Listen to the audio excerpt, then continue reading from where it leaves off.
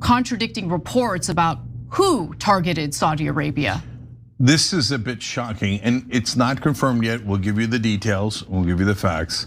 But there's a report that the Israelis might have hit Saudi Arabia as a false flag operation to draw them into the war against Iran. And let's see if that story gets confirmed. But let's give you the details first. Yes, and remember, we're in the fog of war. So sometimes things appear pretty clear, and then it turns out you have more details later that go against that narrative. Now, before we get any further, again, it is important to remember we're in the fog of war, and there's all sorts of intentionally misleading propaganda out there. So it is not confirmed that Iran struck Saudi oil infrastructure. I want to be clear about that.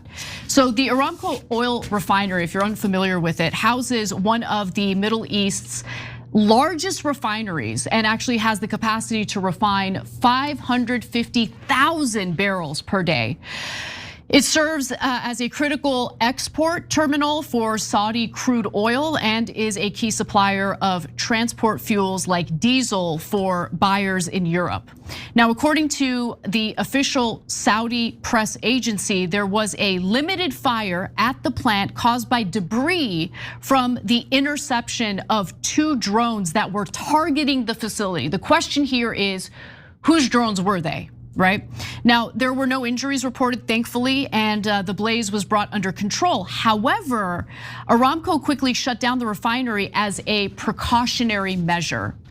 Now, Iran is actually denying that they were responsible for any strikes in Saudi Arabia specifically. Iran's deputy foreign minister told CNN the following: "We have already been in touch with our Saudi brothers and we have talked about this issue. Iran is not responsible for the attack against the oil installations in Saudi Arabia."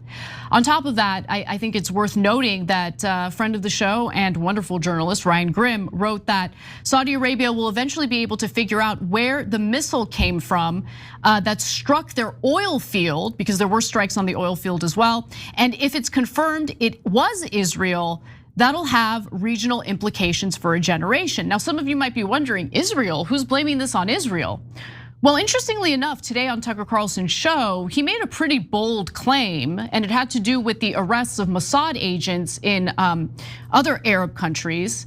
I want you to listen to what he has to say here, and then we'll discuss the likelihood of this. Take a look. Israel wanted to hurt these countries, that's the point. Wanted to hurt these countries. Wanted to sow chaos and disorder because they are rivals of Israel. So it's probably hasn't been reported, but it's a fact that last